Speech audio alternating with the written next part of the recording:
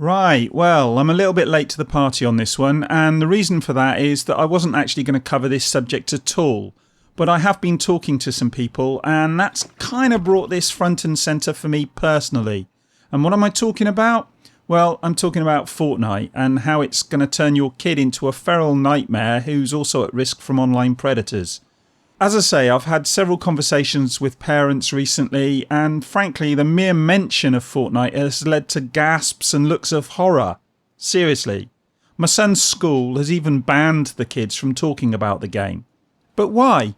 What's so bad about Fortnite that makes parents cower before it and ban their kids from even mentioning it when they'll happily let their kids play other games that are, frankly, far worse? If you look at something like the recent game Hogwarts Adventure, which is a mobile game, people like Jim Sterling were talking about that, and the monetization in it is extremely egregious for a game that is aimed squarely at kids. Fortnite doesn't even come close, and yet the media coverage of it has painted it as this evil game. We've had talk of Australia banning the game, we've had a mother on television claiming it's ruining her son's life. Why is this happening? Well, it seems to me that a lot of this is down to popularity. The game is a big target. If it was a little mobile game that nobody had ever heard of, you wouldn't have heard any stories about it at all. But the fact is that it's currently the most popular game on the planet amongst both adults and kids. Then of course there's the fact that it's a shooter. People let their kids watch movies about people shooting each other all the time. You know, how many people do you know who let their kids go to watch Marvel movies? I let my boy watch Marvel movies. I go with him and we watch them together. But suddenly, if it's anything involving shooting and it's a video game, suddenly it's out of bounds. People seem to react to it in a completely different way. And why is that? Well, some of the reason for that for me is that it's down to a generation gap. You know, parents just don't understand what their kids are doing. And people are often afraid of what they don't understand. When they were kids, it was TV and movies perhaps, and their parents didn't understand that. And we always get it with music as well, don't we? One generation doesn't understand what the next generation is listening to and either thinks it's rubbish or dangerous. But it becomes a moral panic. We've had this time and time again. As I've said with music, you've had, all the cultures around music ranging right back to things like the Teddy Boys, and you had the mods and the rockers, you had punk, you had rap, rave culture.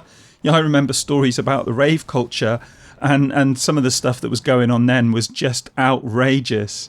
And we also had things like Judas Priest and the court case relating to them being devil worshippers or something.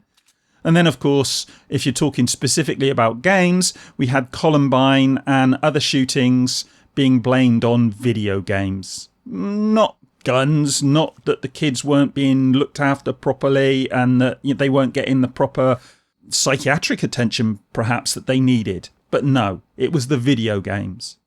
And we've had stories about Fortnite that mirror some of this.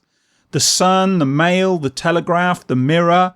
I don't know what's going on in other countries other than Australia, but the stories they've been putting out are dire. Absolutely dire. But as is often the case with the tabloids, they get their panties in a pickle over something that they shouldn't be getting their panties in a pickle over and fail to address the real issues. And, there are some genuine issues with Fortnite. It's an online game, and online games have inherent dangers. But that's no different than it is with any other game. Any online game will have an element of danger to it for kids and for vulnerable adults, because they could potentially be talking to people they don't know, and those people could be dangerous. So you have to do something about that. But there are ways and means to deal with that. You can lock down the console. You can make it so that kids can only talk with their friends. And you can make it so they can't talk with anyone. So there are ways and means around it. They could be playing Fortnite and not talking to anybody at all. And it's up to us as parents to try and decide for ourselves what is suitable for our kids, because all kids are different, regardless of, what their age is. Some kids will be able to play these games at a younger age than others, but you have to decide that for yourself as a parent. The other element that comes into play, obviously, is monetization. And that ties in as well to the addictive nature of games.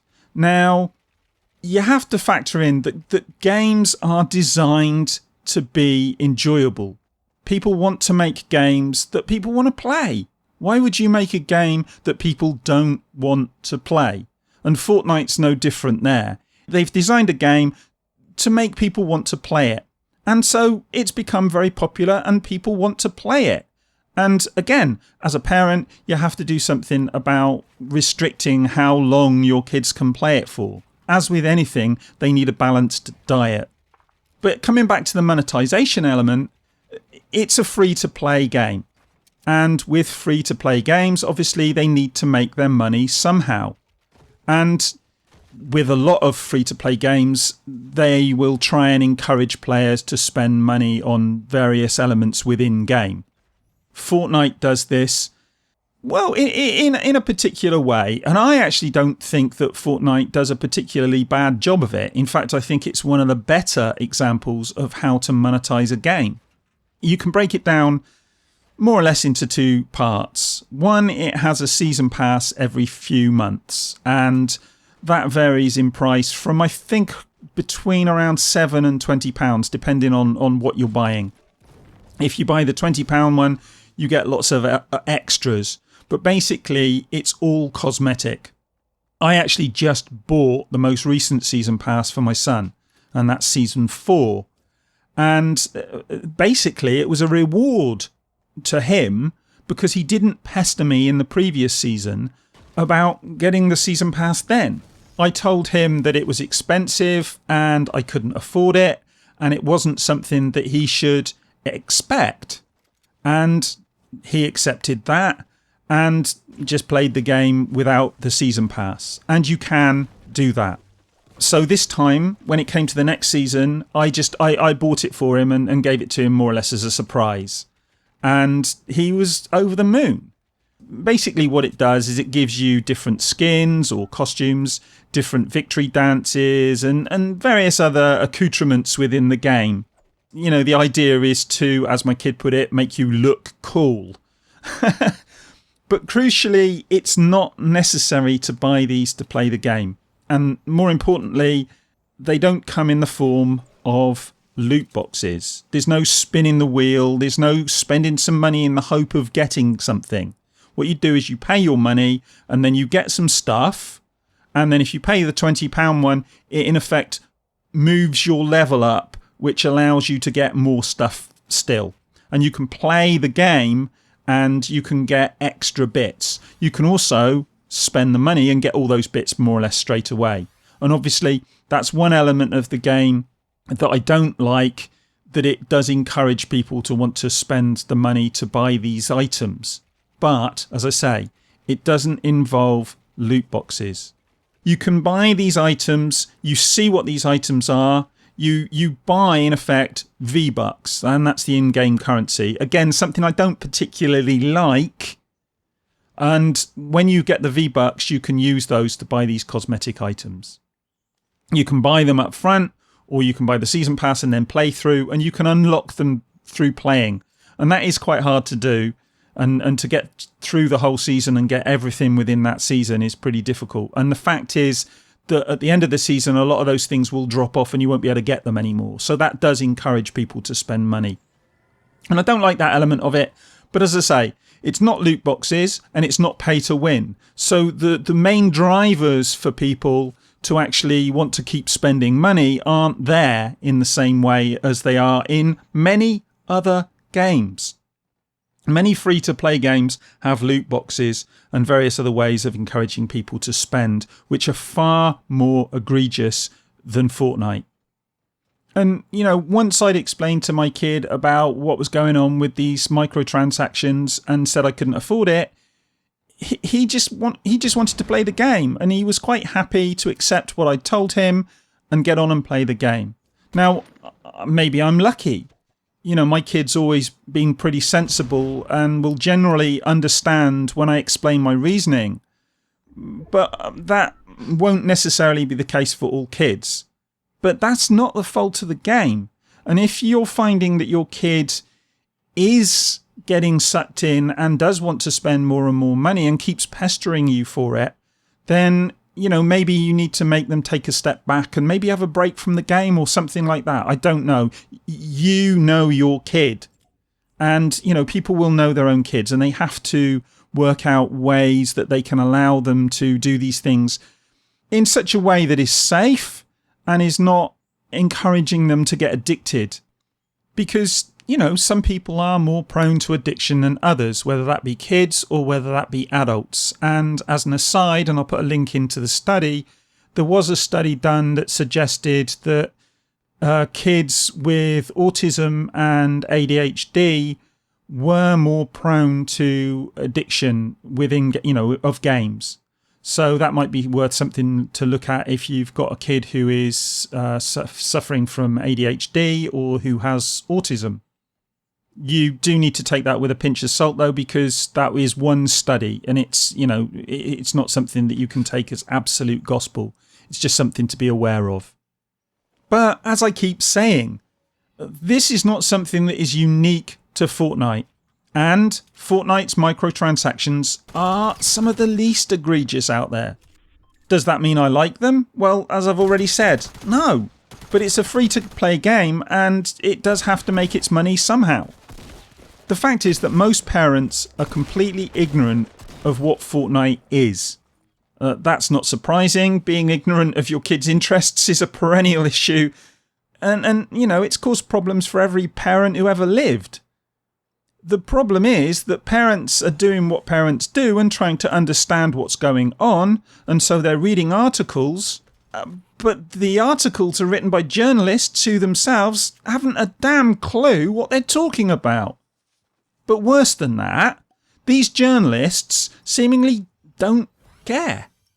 They're quite happy to stir up a moral panic if it sells newspapers or gets people to tune into their TV programmes. Now, what's more immoral? The game that we're talking about here, Fortnite, and its monetization, or the journalists and the news articles that are using this story to stir up a moral panic and make money out of it?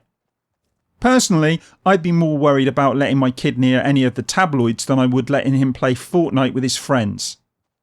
I make sure that I watch who he's playing with. I've locked down his account so he can't buy items without my permission, and he knows he has to stop when I tell him. And these are things you should do for all games. As I say, they are not unique to Fortnite. But, I don't know, maybe I am. Maybe I'm just lucky. My kid will often stop playing of his own accord when his friends go offline, or if he's just decided to do something else. The other day, he turned to me and he said, "I'm bored now, can I do something else?" And I told him, "Look, you don't have to ask me to stop playing video games, only when you want to play them." I don't know. I just think that we need to get a little bit of perspective here. Fortnite is a video game that is enjoyable to play for a lot of people. It's one of the least egregious games out there when it comes to its monetization. And, it's fun. And kids are going to always gravitate towards something that is fun. Whether it be online video games or whether it be riding their bike around. We as parents, we just have to try and make sure that we monitor what they're doing and we know what they're up to make sure they're safe. And if they're spending money on this game and you're not knowing about it, then you need to look into the way you've set your accounts up. But what do you think about it? Do you think I'm talking out my rear end here?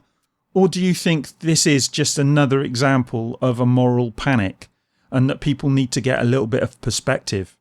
Because there are some real issues within the gaming industry at the moment, both in the way games are monetized and in the way that the gaming industry is trying to get people to keep playing through games as service models and various other elements that they're trying to bring into games.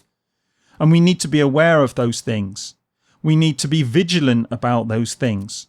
But getting our panties in a pickle over a game that is fairly innocuous in the grand scheme of things, well, it's not just missing the point. It's like aiming at a target and shooting only to discover that the target you're aiming at was the completely wrong target. But anyway, that's my take on it. You guys, as I say, may completely disagree with me.